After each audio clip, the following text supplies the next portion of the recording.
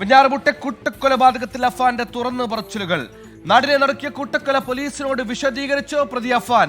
പെൺസുഹൃത്ത് ഫർസാനെയും സഹോദരൻ അഫ്സാനെയും കൊലപ്പെടുത്തിയത് മുമ്പ് മറ്റു കൊലപാതകങ്ങളുടെ വിവരങ്ങൾ ഇവരെ അറിയിച്ചതിന് ശേഷമെന്ന് മൊഴി. ഇനി എങ്ങനെ ജീവിക്കുമെന്ന് ഫർസാന കരഞ്ഞു ചോദിച്ചപ്പോഴാണ് അഫാൻ ചുറ്റിക കൊണ്ട് ഫർസാനെ അടിച്ചു വീഴ്ത്തിയത്.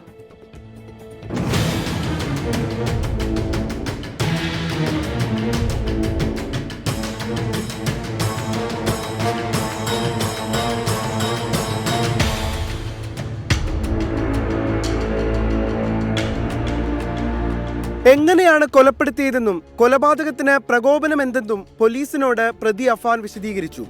മാതാവ് ഷമിയ ആക്രമിച്ചതും സൽമ ബീവി, ലത്തീഫ്, ഭാര്യ സാജിദ ബീവി എന്നിവരെ കൊലപ്പെടുത്തിയതും വീട്ടിലെത്തിയ ഫർസാനയോട് അഫാൻ പറഞ്ഞു. ഫർസാനയെ കൊലപ്പെടുത്തും മുൻപ് സാമ്പത്തിക ബാധ്യതയും ഫർസാനയെ അറിയിച്ചു.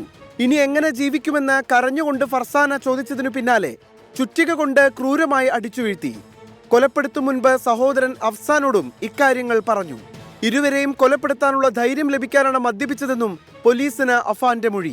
കടബാധ്യതയ്ക്ക് കാരണം അമ്മയാണെന്ന് നിരന്തരം കുറ്റപ്പെടുത്തിയതാണ് സൽമ ബീവിയെ കൊലപ്പെടുത്താനുള്ള കാരണം.